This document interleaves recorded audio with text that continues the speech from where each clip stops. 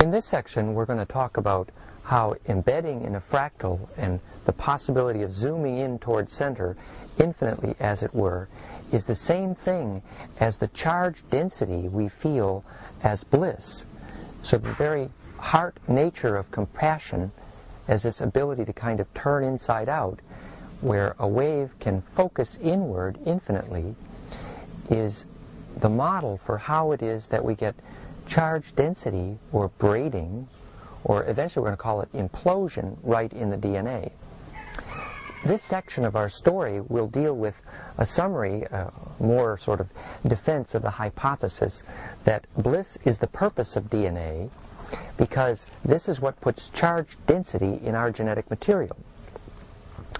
We're going to suggest the hypothesis here that when the genetic material braids in this way, there's something that goes faster than the speed of light up through the center of the DNA, and this superluminal kind of wormhole may well be a very useful beginning of a description of what it is to become ensouled. It may have to do with what is able to lucid dream, because traveling faster than the speed of light also is how you really move in and out of time. And we're even going to discuss how this relates to what survives death in the bardo. So this discipline and hygiene for what's put spin in the genetic material may be a very important key and clue to really the survival of genetic memory of our species. This is going to lead us in this conversation to some pretty controversial topics having to do with even some discussion and literature review of probable extraterrestrial origins of our DNA. We're going to discuss a little bit about what it may have meant when they say the Nephilim were the fallen ones, and what descent means genetically in terms of ability to keep this fire in the genetic material. What's really sort of self-empowering about this conversation is the notion that ultimately, if we're right, is that if you lose the ability to self-steer or self-implode in your heart, it's that electrical implosion which is ultimately responsible for creating the braid in your genetic material that then makes the genetic material what I call a good squirt gun. So now we're going to play with a couple of pictures to help us visualize just exactly what we're talking about. The first one I call the George Eudoxie spins, based on the book George Eudoxie's Power of Limits.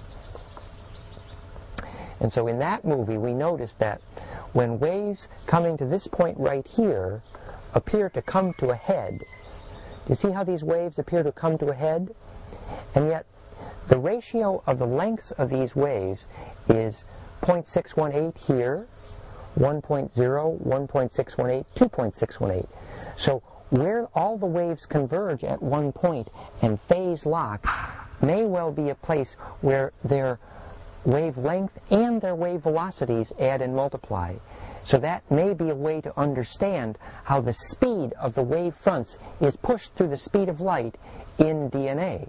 Because remember, as we played in this animation the other day, when we took the dodecahedron and we ratcheted it down, and we saw the double helix there, and then we began to braid the braid, short wave, longer wave,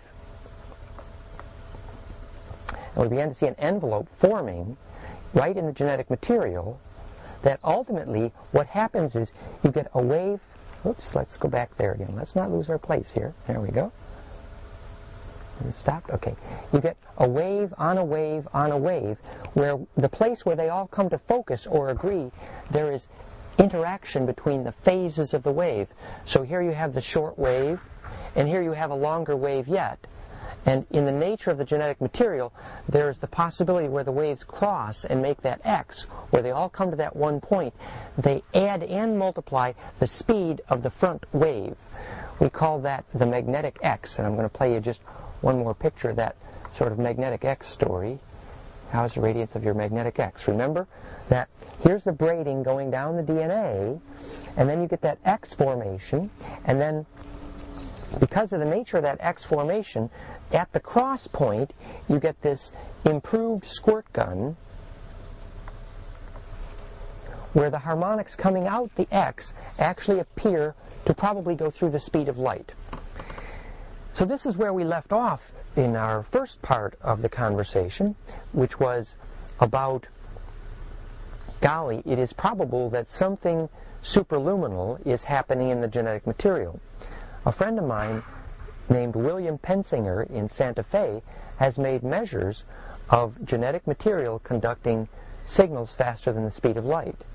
It's not unlike measures that have been done in monofilaments of gold, where if you take gold in a monofilament and you send high amperage through it, at the moment of crystallization, when it changes from a liquid whisker to a crystallized skinny piece of wire, as it were, that at that moment the gold monofilament can be measured to send magnetic signals not only superconductively, that electrical resistance appears to go to zero.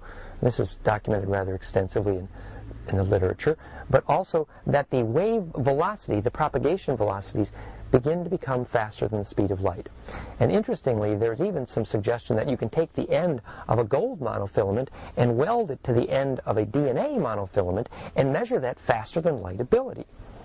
And so obviously we have to ask geometrically, what is the source of this phenomena where the genetic material appears to have very special electrical capabilities to send signals faster than the speed of light, and as it were, with no resistance. And so for that, we're going to look at some models of what I call Creation Mechanics 101. And what I want to start with is a picture from the literature by this Professor Moon at the University of Chicago, where he was modeling the electron shell and the nuclear geometrics as platonic solids.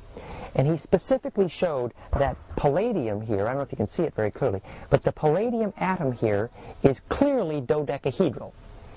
Remember in our little animation that if we stellate the dodecahedron, let's go here to the greater maze, that if we stellate the dodecahedron, here's a dodeca, icasa, and an outer dodecahedron. This stellation of the dodeca, icasa, dodeca is such that we have this edge length ratio 0.618, and then the stellation is 1.0, the icasa 1.618, and this stellation, again, edge straight out, is 2.618. So you have this perfect embedding, which is simply a crisscross of all waves based on golden mean ratios, so they can all add and multiply. This is the geometry of DNA, Earth grid, and zodiac, we believe, perfect embedding, and may relate to the City of Revelation models, the foundation stone of theosophy. And yet, it's simply a model of perfect implosion. So, in the discussions about how the genetic material may, in fact, create something superluminal, this three-dimensional shape, dodecahedron, it's in two dimensions it would look like Betsy Ross's drawing of stars within stars. It's the pentagonal star. And in that symmetry, the adding and multiplying of waves going to center can constructively interfere infinitely. And that's, we believe, the model of perfect compression, perfect implosion. So here we have a top-down view of DNA again, and we see that it's comprised essentially of this spinning dodecahedron, which has ratcheted down a helix. And again, we look at the pentagonal rungs of that ladder, and we're going to try to visualize a little bit more clearly how this is the key to the perfect compression. So now we're looking down the zipper at the center of DNA, what light might feel like being accelerated through the speed of light because of that braiding. And the particular suggestion we'd like to make here, which is rather dramatic, is that there's a particular shape, this dodecahedron, which was the shape of Jodie Foster's vehicle in the movie Contact. And by assuming that position, the possibility of the compression down into the wormhole was enabled in the film. And she then inhabits these wormholes, and yet she then has this experience of, see this adding and multiplying down into this wormhole? Perfect heterodyning, perfect nesting, perfect embedding, perfect compression. And that again leads us to this idea of how this spin revolve into the Grail cup, the perfect turning inside out nest we talked about, It seems to have no inside or outside. And yet we're seeing this as created directly from this experience of perfect nesting, embedding, compression. The Grail cup. Sufi heart with wings, feminine reproductive organs. But in this zoom, instead of morphing into a fractal, we're going to morph into actually how stars, this is a NASA photograph now of the collision of major star system. And we see that if you actually zoom in to that center Grail cup of the angel wings star cup Grail formation, that it's actually a fetus, which actually has a black hole in the center. Alchemy means from the blackness. So something is squirting in there that requires this embedding. Okay. So that's just a very suggestive, almost poetic little visualization that indicates to us that when we get very still and we have a great deal of charge density, which may in fact relate to the phenomena of bliss radiating from the heart like a snake charmer in a dance, that at those moments when the harmonics, what I call concress, that there is the beginning of a little worming ability that occurs that enables you to literally steer into stars. Now at first, that sounds like a fairy tale. Even in the serious mystery and serious connection books, the authors say, well, when the Egyptians said, in order to get out of here, you needed to be able to ride on the boat through the heart of the sun, they said, oh, that's not real physics. But I've actually come to believe that the nature of the way the electrical field of the heart, at these moments when it turns inside out so effectively, it creates this, it looks like a pine cone, but it's literally a screwing action which takes the wave that was inside you and allows it to embed or fold itself into the wave nest of what was outside you. So at first you could visualize, you light this little fire in your heart, the implosion begins, you steer the fire around just like you would steer the attention around inside your body, and you could feel the tingle even in your little finger when you place your attention in your little finger. If you move your attention there with lots of focus, you can feel a presence begin to grow around wherever it is you placed your attention. The placement of attention creates the still point, around which then charge waves begin to grow like a nest inside a nest, like a donut inside a donut. And so the tingle you feel may literally be simply the result of the choice of the placement of stillness, which then aligns the wave nodes and begins the sorting of field effects, which eventually results in this tingling or presence or feeling. So moving attention appears to be the ability to move this center of electrical implosion. And ultimately we're coming to understand that the very nature of gravity itself is likely usefully described as when charge waves arrange themselves in exactly that self-similar or fractal quality. So essentially we could say the reason you have gravity in an atom is because the nucleus is self-similar to the electron shells. As a result, the cascade inward can continue, and you get this wind of charge towards center, which we have called gravity. Now you say, well, gee, I wanted to watch a little film on the nature of DNA and the nature of consciousness. Why is someone trying to teach me the fundamental physics of a new theory of gravity? Well, the reason is rather simple. First of all, I believe that unless you can make your own gravity, you will be ultimately blown away in the magnetic wind of the sun. And we have lots of poetry about how emotions create centering force. And you have butterflies in your stomach because you're not grounded, you're not embedded. So all of the poetry suggests, in fact, gravity has everything to do with emotion. What I'm suggesting is we make this explicit in our physics and understand that gravity or centering force, G ray of Vita, is produced when we learn the skill of assembling this fire in the heart. And ultimately, you see, then we can make the centering force that allows our glandular emotions to steer its way as a wave function into the centers of gravity of not just the body or the planet, but the sun and ultimately the stars. I personally have hundreds or at least dozens of friends who very explicitly tell me stories. One of them is right here with us now. And she tells us these great stories about what it is to see through the heart of the sun and travel.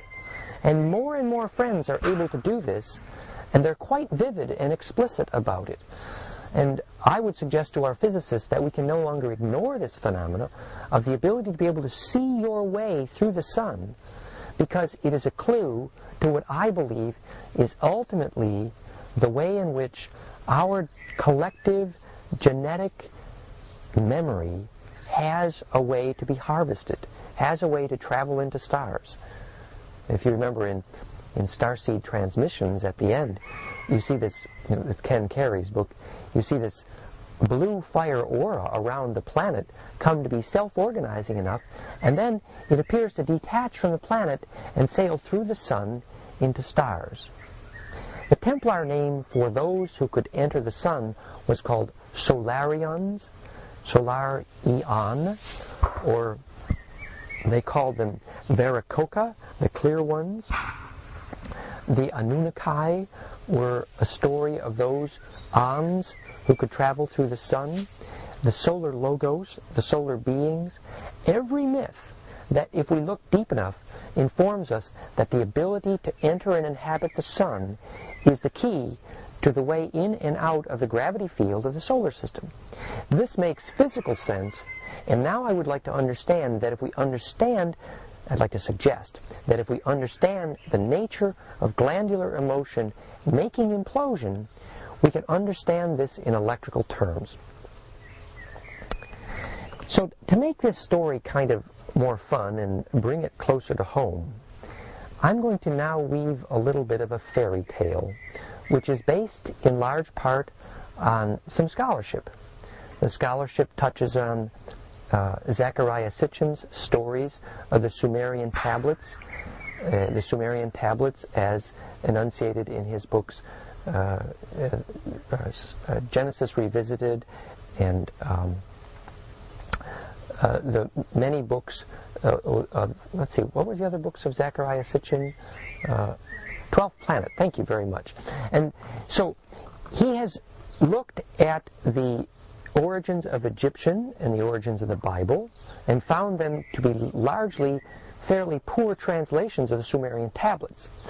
And looking closely at the Sumerian tablets, he's come to believe that these are stories of the arrival of an extraterrestrial family aboard an artificial gene-splicing planetoid called Nibiru, and the group were called the Anunnaki because they were in the descendants of An, or Ea, E-A, for whom I believe Earth was named. And this word for An, for example, became the word for God in many languages, including the story of Tuatha De Danann, D'-A-N-A-N, from the Celtic, which literally means people of the gods, and even our Danube River, D-A-N, and my name, Dan, all meant in the lineage of An, of the Anunnaki. So this word for being present with the gods is very, it's pervasive in our historical myths. So there's probably some truth to this scholarship on the Sumerian origins of our culture, which suggests an extraterrestrial origin. Now, I'd like to hint that there may be some great genetic meaning about the origin of what I'm calling ensoulment, or getting a soul, in the DNA when this implosion happens, in what was described in the Sumerian tablets and even in the Bible as what it meant to fall, as in the fallen ones, or Lucifer, or more particularly Nephilim, or the order of the Nephites, which was transliterated literally as the fallen ones. What I'd suggest to you humbly here is the possibility that what it means to fall is literally the loss of the ability to implode or self-steer your own genetic material through the speed of light into time. The little joke we've come up with from various sources here is that if you have to travel in time using heavy metal instead of genetic material itself, that means you're, quote, from the wrong side of the tracks, or it's rather embarrassing, or you have fallen. In order to understand this principle, we're suggesting that the genetic material loses this self-steering ability with the loss of bliss, and therefore the beginning of relying on external sources for that implosion in the DNA is the story of gold mining on this planet. And so that's this fun little story we're going to tell, which weaves together the theme of manna in the Bible and ormes, as it's described by David Hudson in orthomolecular rearranged gold powder, essentially, which sounds very similar to the wormy, the worm, and the spice, as it was described in the book Dune, where you ate this powder, your eyes turned blue, and you became essentially able to steer yourself in time. And the story was that they came to this planet, the desert planet, Arrakis. And Arrakis, by the way, is literally a star in the star system Draco, from which we believe these Anunnaki came. In fact, I'd like to play you a little picture about this on the website danwinter.com/lionpath. So here is a picture of a Sumerian goddess statue. It's a goddess figurine from the Ubayyad, and here is a drawing of the way the Syrian Anunnaki versus what were called the Draco from Alpha Draconis, which is where the star Arrakis is located. And Draco, incidentally, is the shape of the Arabic letter L, and it's the layout of Angkor Wat and the pyramids at Senshi in China. And here's another drawing of a Draco from various people who believe they've seen them, and there are many. But what I'd like to play for you here is a little animation. Maybe we could zoom in on this for just a second. So here's the drawing of a Draco, or Orion Queen in that sense, morphed to this Sumerian goddess statue. And the similarity is rather evident. Now, this is perhaps a bit overdramatic, and you could say a bit speculative, and you would be right. But there's too much evidence on our planet of this relationship of ancient interventionism and culture. We just spent a delightful evening with a doctor here yesterday who told us a story about how the Mongolian culture inspired what became the Khazars,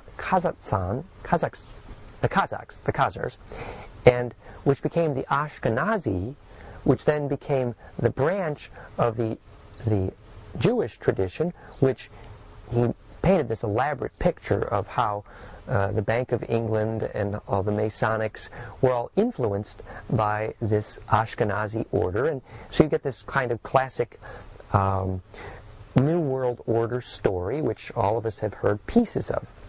And one of the storals to that little Maury, however much you believe it usually is to see how our gene pool has, in a way, it seems, been parasitized.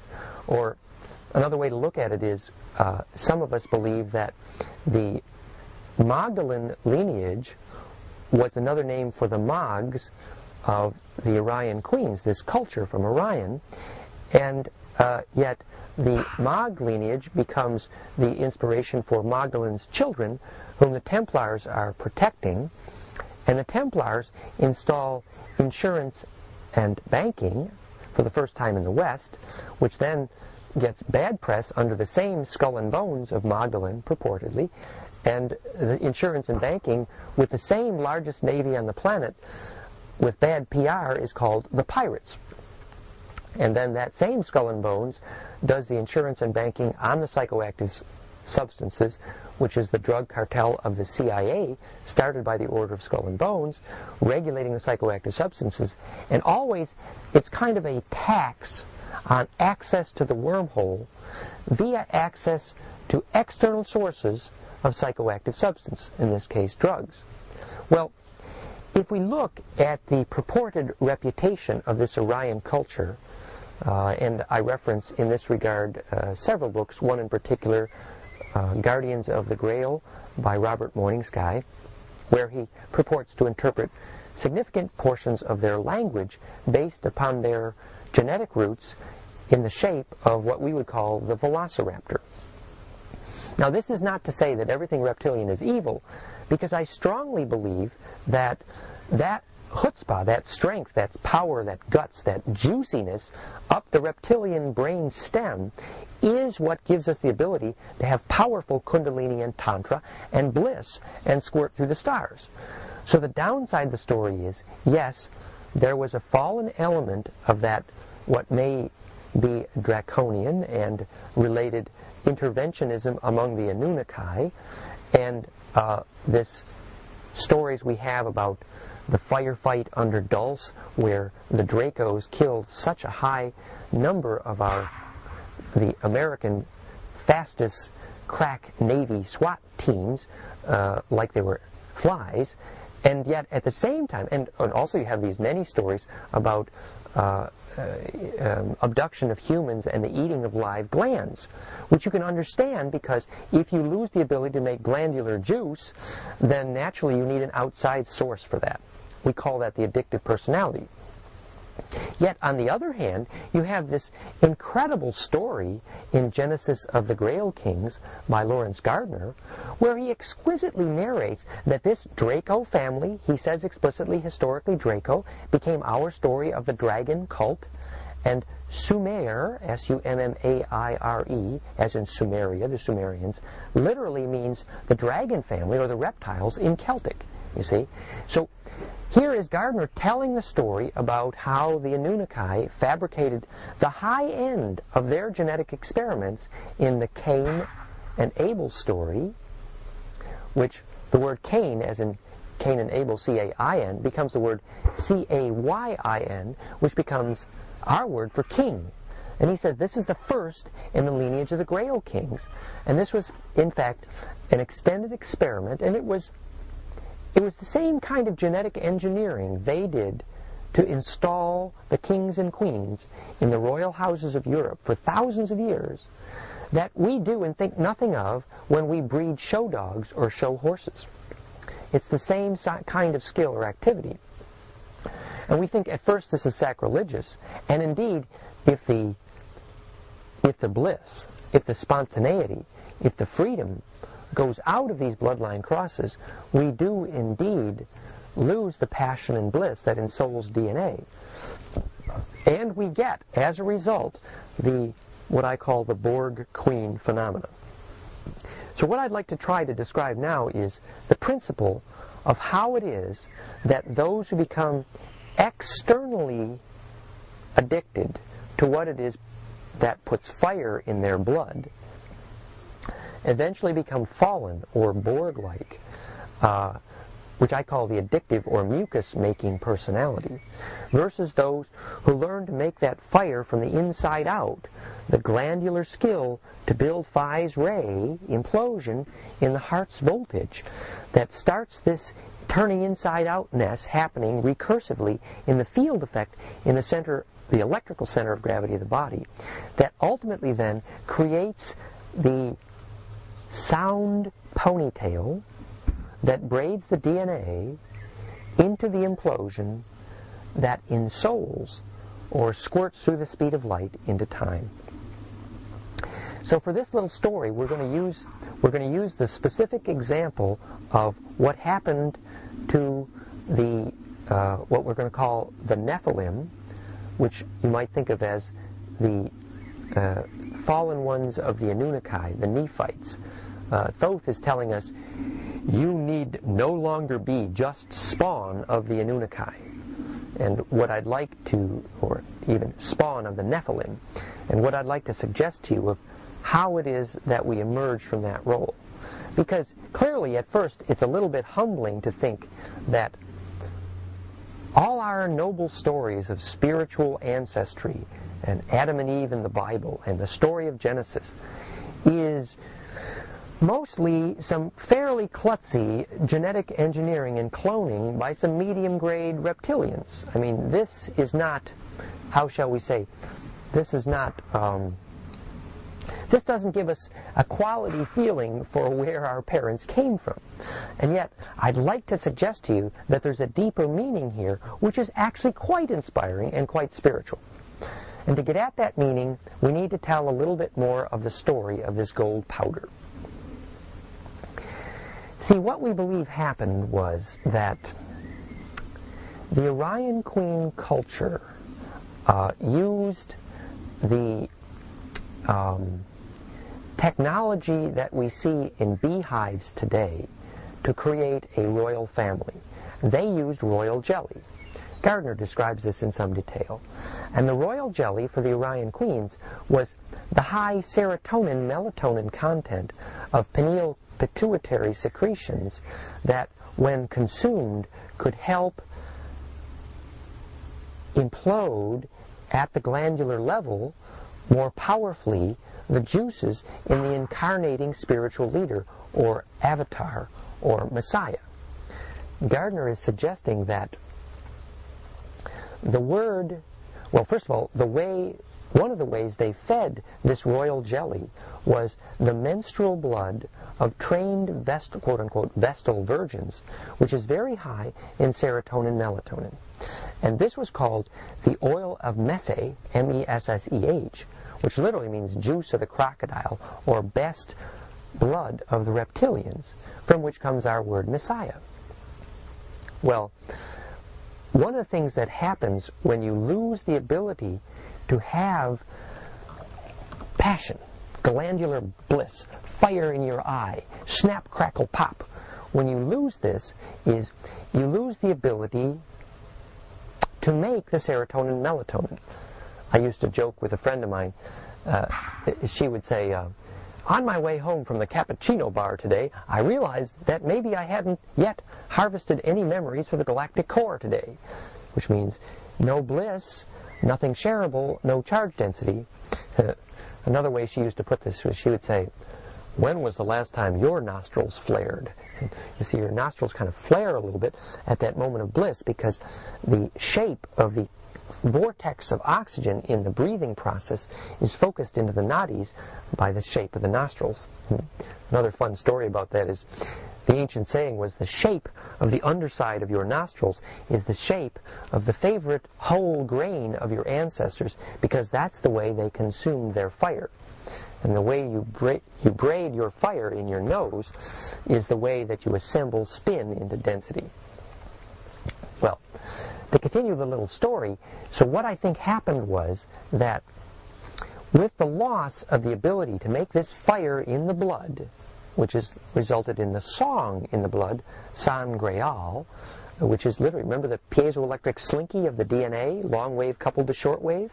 Well, that sound, when it's working well in imploding DNA, is a ringing in your ear that's literally the ringing in your DNA. Song in the blood, Sangreal, which is, in a sense, very wave mechanically the voices of all the ancestors whose shape is morphically folded into your DNA.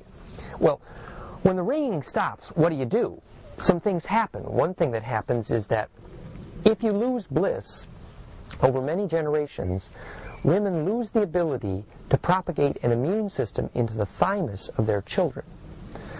The reason for this is because the thymus is a catcher's mitt, remember, around the heart. Thy am us, thy am us. And the catcher's mitt is accustomed to receiving the sound shadow of the blissful heart, which creates the immune identity where the ingredients of the white blood cells are cooked up in the thymus according to the instructions heard from the blissful heart. So doctors today say, well, the thymus usually shrinks with age. I think they're mistaken. What happens is the thymus shrinks when the heart stops singing. As long as the heart's singing, the thymus remains a good catcher's mitt because it's catching the song of the heart. Well, the thymus began to shrink as they, quote-unquote, fell.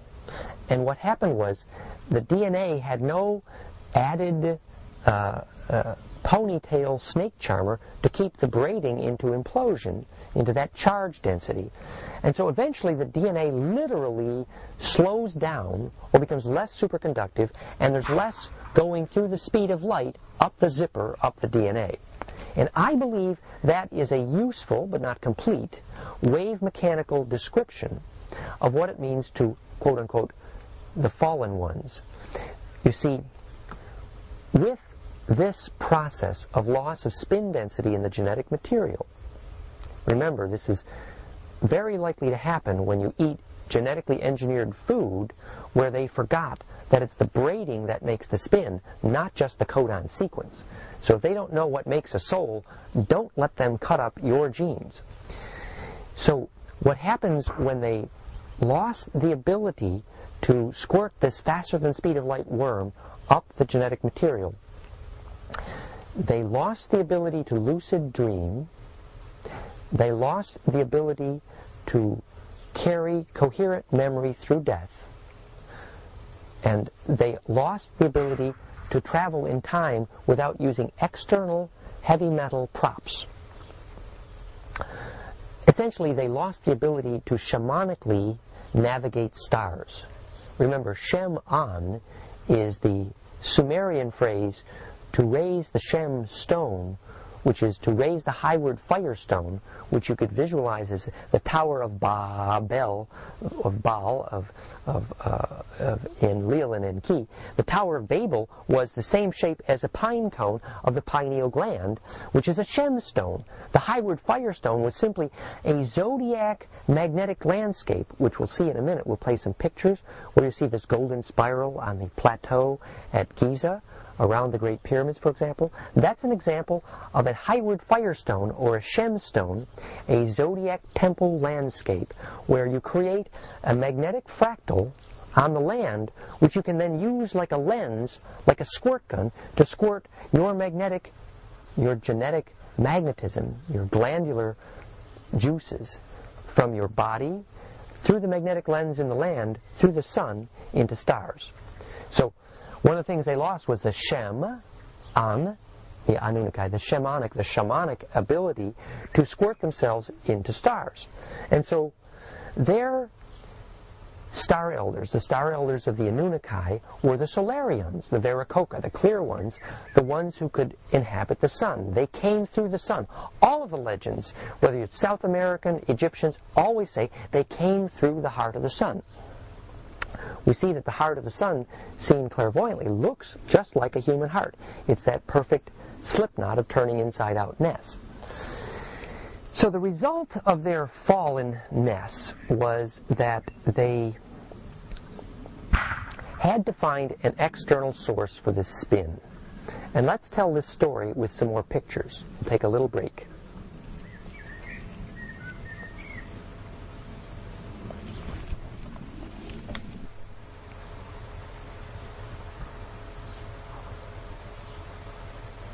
In order to make the story more visual, before we continue about the source of their external fire, let's play some pictures about how that star map worked.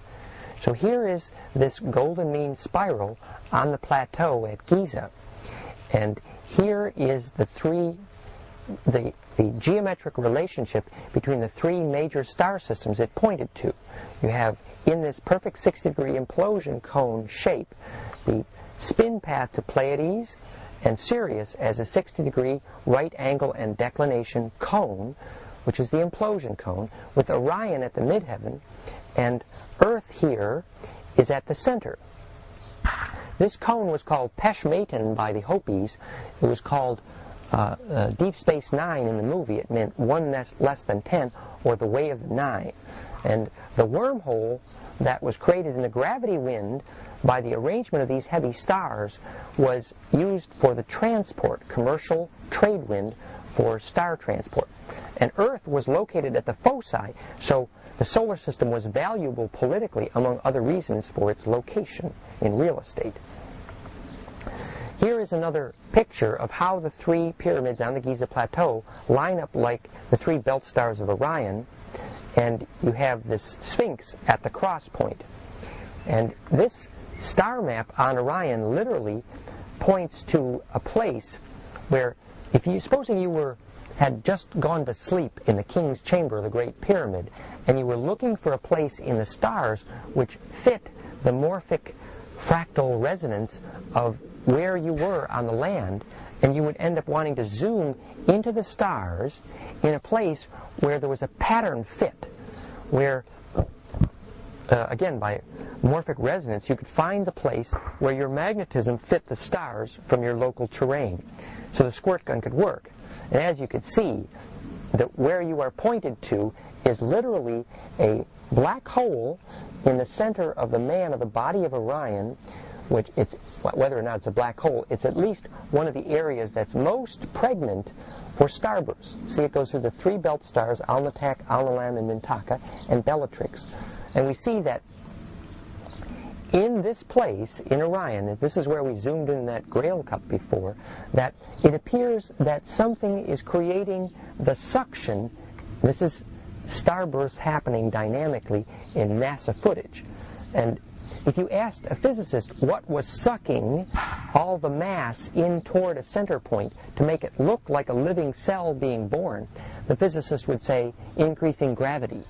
But I'm suggesting to you that what actually creates that, what in part actually creates that suction to center, is the added recursiveness that has made the system self-organizing, which actually requires the insertion of the self-awareness, which we'll later see may be related literally to what is the birth of angels, or star bodies, solar beings. This little animated sequence is about what I call pull yourself together, Osiris. Remember, Osiris's body was missing a penis, which was the projective point of the sperm. And if we look at the picture again, we see that we've assembled the pieces of a puzzle like the body of Osiris. I'll just back up a little bit. See how there's puzzle pieces? The metaphor here is that it takes a certain wave mechanic to assemble stars into a form that allows them to have bodies. And that's what we want to talk about here. So back to our story, now that we've looked at a few visuals. The story was, here they were realizing they had lost a glandular source of bliss. And therefore, there was no centering force. And so nothing to engender charge density in their DNA, the implosion that ensouls. One of the stories that's told is many of the fallen one, including some of these Dracos, eventually would have two hearts instead of one, which resulted in a loss of centering force biologically. And this was, in fact, told from the people who met them at Dulce and elsewhere. But the other major thing that happened is they became addicted to eating a replacement for the melatonin and serotonin, which was gold powder, the Mana Ormuz spice.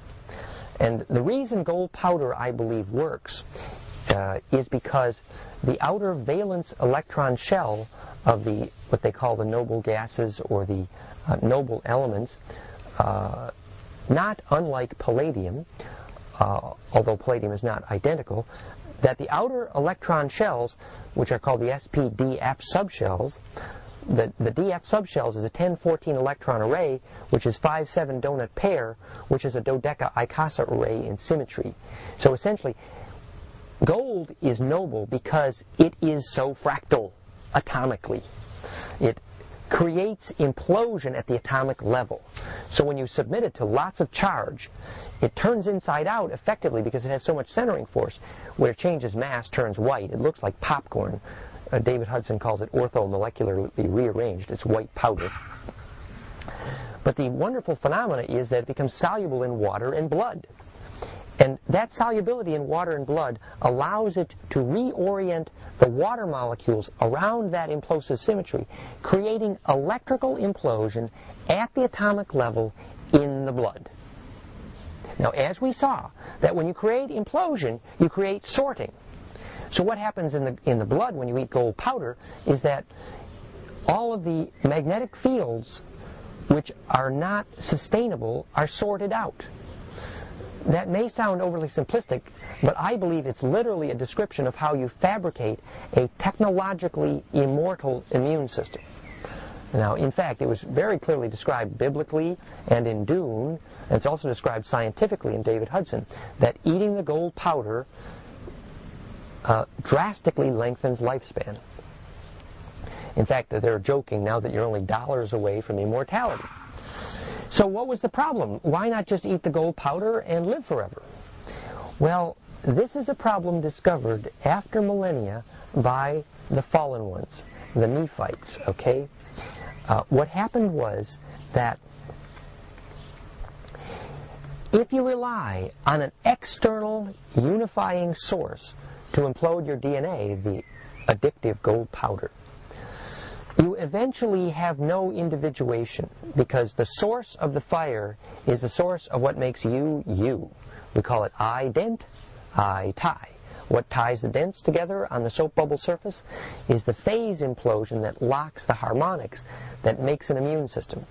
In biophysics, it's called structural stability and morphogenesis. It means that every living cell is simply a sum of different waves that are able to nest together because they're phase musical. So if anything out of phase tries to get on the cell membrane, it's canceled out. That's how you get an immune system. So ident, I tie, identity, how to make a dent on the surface of a soap bubble, is this ability to sort. And wherever the fire comes from is what sorts the waves and creates identity. Well, if the source of your fire is outside in instead of inside out, then you use technology instead of emotion eventually to bend stars. This is called the technos or the logos, which is the logos versus technology, which is the essential difference between the Ophanim and the Seraphim in a poetic kind of way, or the fallen ones and those who are still Solarian.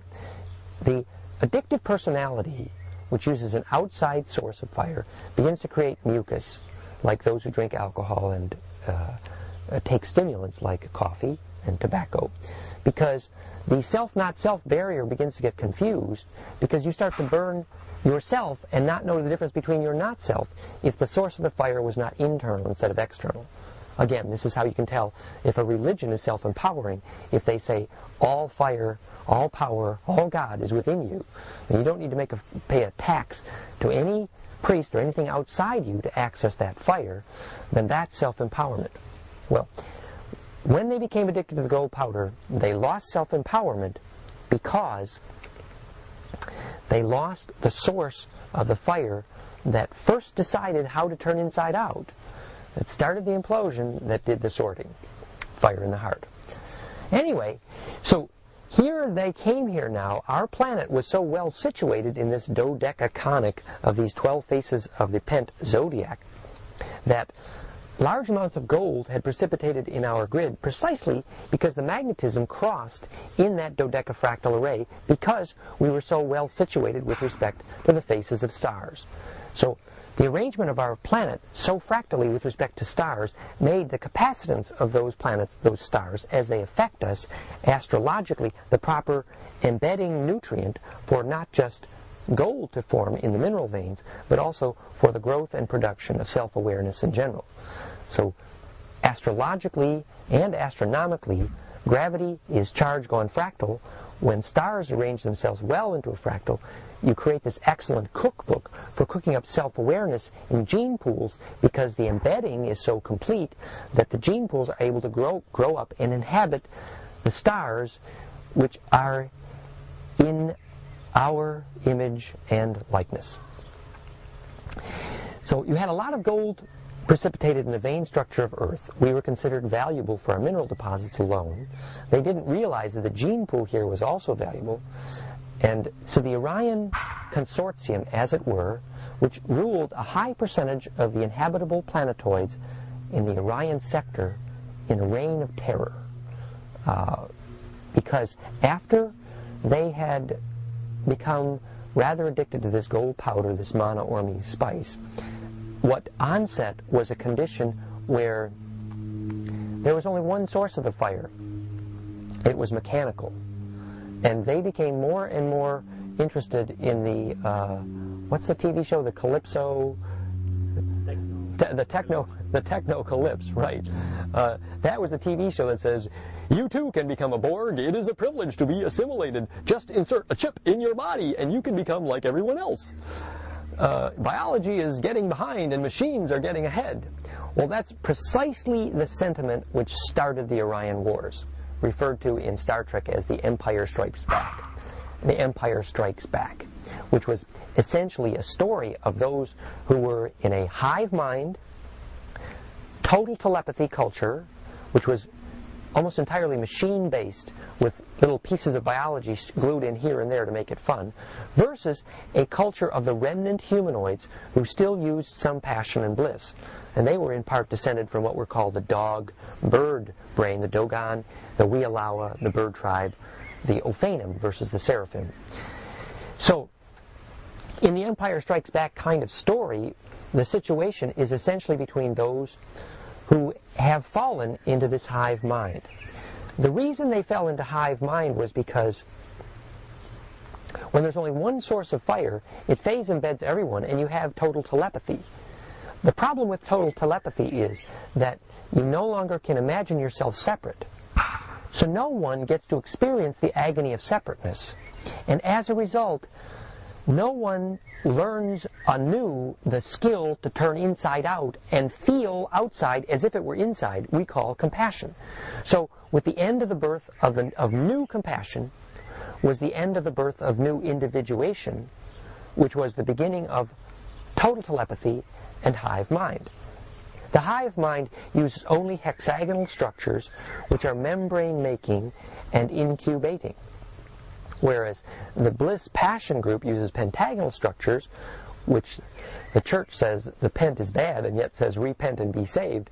We know that penting is simply the process of the golden ratio becoming self-embedding. It's the square root of 5 is how you derive the golden ratio. So it's in 5-ness is in phi-net. So this would be an image of that idea of repent and be saved. To embed is to have compassion. And you see how this onset of recursion creates this principle embedding, which is this principle of charge density. Let's look further here at this summary of these principles on the same page. Okay? So this is just another summary before we go on with our story. We've said the heart EKG voltage learns bliss, the result of perfect compassion, which is compression without pain, non-destructive compression. We say that perfect implosion equals inner fire, which is the same as fire. To be self-similar fractal is to feel inside the same as what is felt outside. So to be able to self-refer, and remember the golden spiral is the only angle at which a wave can re-enter itself non-destructively. To be able to self-refer, able to refer to yourself, is to be able to self-embed, is to be able to be self-aware.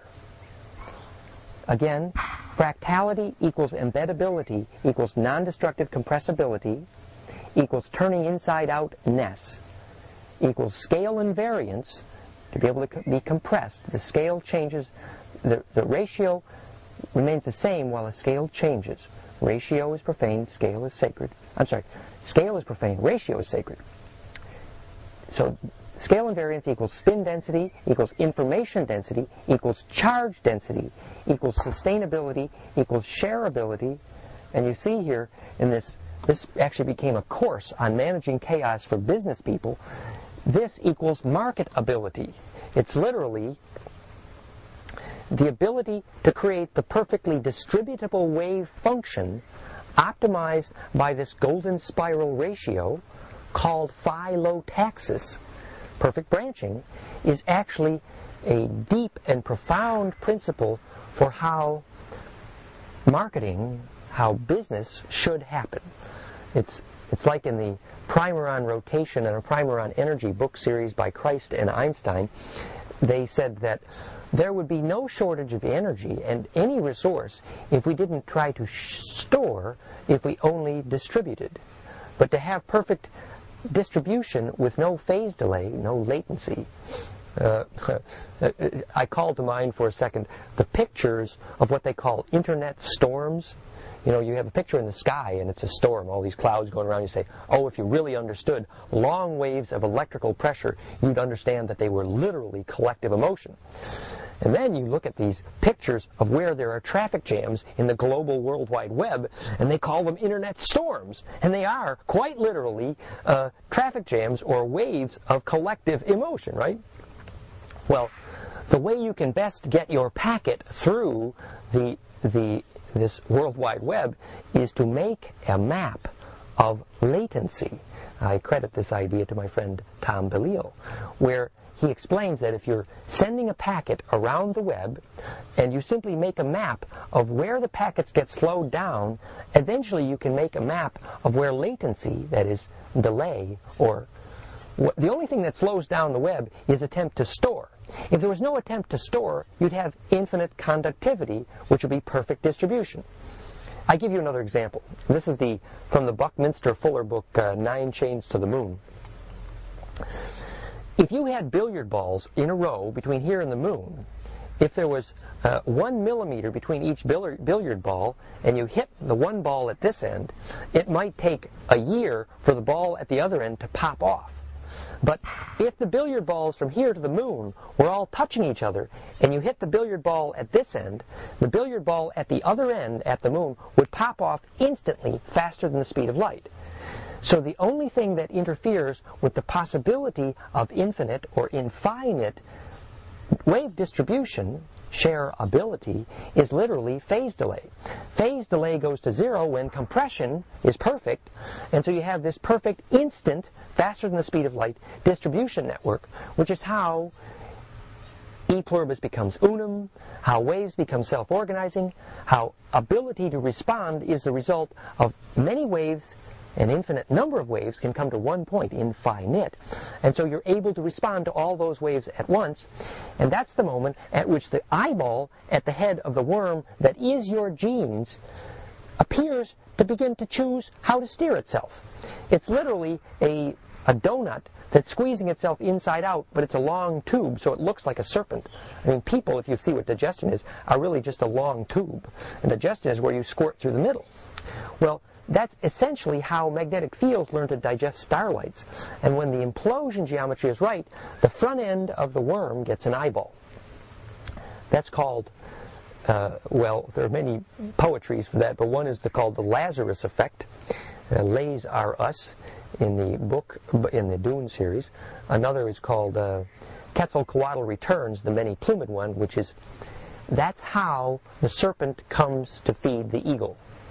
See, the amygdala is literally the mouth of the reptilian brain stem. Amygdala is the name for the journal on fractals. Its shape is the almond shape of exactly where two golden spirals cross, and the almond-shaped is how you get sweetness squeezed in the amygdala of the brain, dripping onto the base of the tongue in the sort of plumbing 101 hydrodynamics of bliss juice pumping. And then this mouth of the reptilian brainstem amygdala, the nut shape of the fractal, in fact, amygdala means to tower. Mag is the Orion queen.